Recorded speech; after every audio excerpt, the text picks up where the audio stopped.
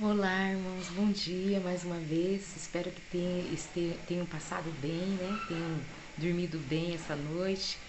Que a graça e a paz do Senhor Jesus esteja conosco. Nós vamos estudar o tópico de terça-feira, o tópico 3, e o título é Uma Advertência contra a Sensualidade. Nós vamos então aprender mais um pouco, né? Com essas lições maravilhosas que vêm nos instruindo a sermos melhores cristãos, né? A fazermos a vontade de Deus. Que essa lição possa ser eternizada dentro do nosso coração, para que assim nós não sejamos ouvintes esquecidos, mas praticantes da palavra.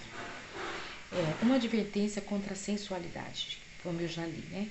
Qual foi o principal objetivo de nossa criação? Para com qual objetivo Deus nos criou?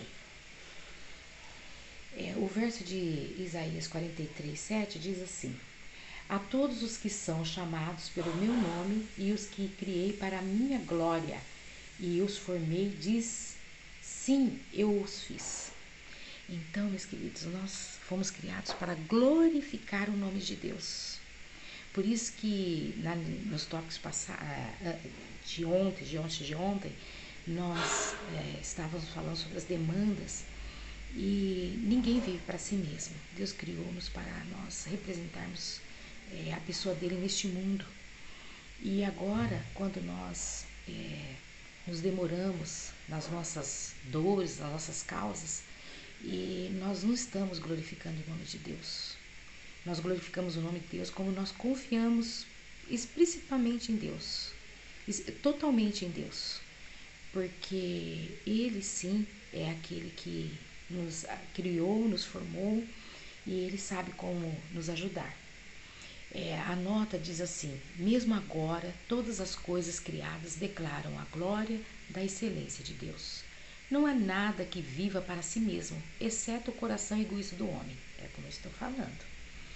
Nenhuma ave que corta o ar, nenhum animal que se move rente ao chão, ou melhor, deixa de servir a alguma outra vida. Não há folha da floresta ou de grama, por mais humilde que seja, que deixe de cumprir seu ministério. Cada árvore, arbusto e folha exalam aquele elemento da vida, sem o qual nem homem nem animal poderia viver. E o ser humano e os animais, por sua vez, servem à vida da árvore, do arbusto e da folha. As flores exalam fragrâncias e revelam a própria beleza em bênçãos para o mundo. O sol irradia luz para alegrar a mil mundos. O próprio oceano, que é a origem de todas as nossas fontes e nascentes, recebe os riachos de todas as terras, mas recebe para dar. Os vapores que sobem de seu seio caem em chuvas para refrescar a terra, a fim de que produza e brote. O desejado de todas as nações, páginas 20 e 21. Que lindo! Parece um poema, né? Muito lindo. Então, nada que Deus criou vive para si mesmo. E nós não podemos viver para nós mesmos. A natureza está aqui nos ensinando que nós devemos receber e devolver para o nosso próximo, né? Devemos glorificar a Deus através das nossas atitudes, através da nossa conduta, né? Para com o nosso semelhante, para com o próprio Deus.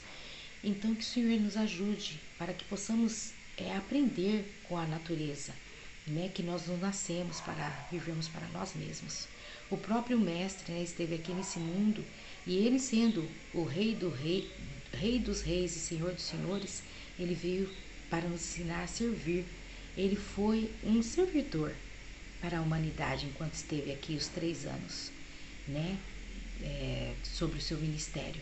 E agora nós também devemos, né, imitar as atitudes do nosso mestre, né? E lembrarmos que nós não estamos aqui para servir, mas que nós não estamos aqui para ser servido, mas para servir. 3b. Como Paulo considerava o corpo de crentes? Romanos 6, 13, 15, 19 e 20 diz: Nem tampouco apresentei os vossos membros ao pecado, por instrumento de iniquidade, mas apresentai-vos a Deus como vivos dentre mortos, e os vossos membros a Deus como instrumentos de justiça. Pois que pecaremos porque não estamos debaixo da lei, mas debaixo da graça? De modo nenhum. Falo como homem pela fraqueza da vossa carne, pois que assim como apresentardes os vossos membros para servirem à imundícia e à maldade, para a maldade, assim apresentai agora os vossos membros para servirem à justiça, para a santificação. Então, meus queridos, Deus nos criou para nós podermos servir a Ele, para alcançarmos a santificação, para alcançarmos a justificação dos nossos pecados. Diz aqui que desde os tempos eternos foi propósito de Deus que todo ser criado, desde o brilhante e santo serafim até o homem, fosse um templo para a habitação do Criador. Por causa do pecado, a humanidade deixou de ser um templo para Deus. Mas pela encarnação do Filho de Deus, o propósito celestial se cumpre. Deus habita na humanidade. Deus habita em mim, em você, meu irmão. E por meio da graça salvadora, o coração humano se torna novamente seu templo. Então, nós estamos aqui falando de que para que nós somos criados. Para que Deus nos deu um corpo? Para nós podermos fazer dele a morada de Deus. Então, quando nós fazemos ações que denigrem, né, a nossa pessoa, nós estamos então vituperando o nome de Jesus. Nós devemos viver de tal maneira que o nosso corpo possa glorificar a Deus. 3C. Visto que somos propriedade de Deus, o que cabe a cada um de nós entender com respeito ao próprio corpo? Não sabeis vós que sois o templo do Espírito de Deus e que o Espírito de Deus habita em vós? Se alguém destruir o templo de Deus, Deus o destruirá, porque o templo de Deus, que sois vós, é santo. Entenderam? Nós somos templo de Deus. O templo de Deus, que sou eu, que é você, é santo. E dependendo das atitudes que nós tivermos com o nosso corpo, ou mesmo no uso dos nossos membros, nós estamos o quê? Nós não estamos santificando a Deus no nosso corpo, com os nossos membros. Nós estamos aí vituperando de novo, né? Esse corpo que Deus nos deu, vituperando que é a pessoa de Jesus. Portanto, quer comais, quer bebais ou façais outra qualquer coisa, fazei tudo para a glória de Deus. Diz aqui, Conselho sobre o Regime Alimentar, página 56. Pela inspiração do Espírito de Deus, o apóstolo Paulo escreve que façais outra qualquer coisa. Mesmo o ato natural de comer ou beber não seja para satisfazer um apetite pervertido, mas sobre um senso de responsabilidade. Fazei tudo para a glória de Deus. Então, nós somos um espetáculo para o mundo ou não,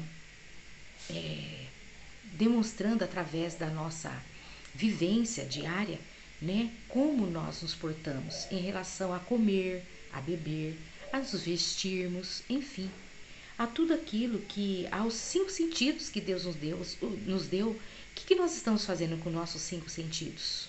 Que é visão, que é paladar, que é olfato, que é audição, que é tato. O que vocês têm feito com esses 5 sentidos? Vocês têm glorificado a Deus no uso dos mesmos ou não? Diz ainda, toda parte do corpo humano deve ser protegida. Devemos estar atentos para que aquilo que se coloca no estômago não venha expulsar da mente os pensamentos elevados e santos. Então, meus queridos, nós somos aquilo que comemos. Se nós temos uma alimentação comedida, dentro daquilo que nós sabemos que é correto, nós vamos reproduzir isso, né, na nossa fala, no nosso comportamento, porque nós vamos estar protegendo o nosso corpo, né? Não vamos estar embebedando o nosso estômago, né? Embebedando a nossa mente por causa que nós tivemos um comportamento desregrado na hora de nos alimentarmos. Que Deus tenha misericórdia de nós, que nós possamos ouvir esses conselhos, que possamos colocar em prática, para que assim o nome de Deus seja glorificado na nossa conduta, no nosso dia a dia, através daquilo que fazemos, que falamos, que pensamos, que olhamos, dos cheiros que sentimos e daquilo que ouvimos. Deus abençoe vocês e a mim. Até amanhã.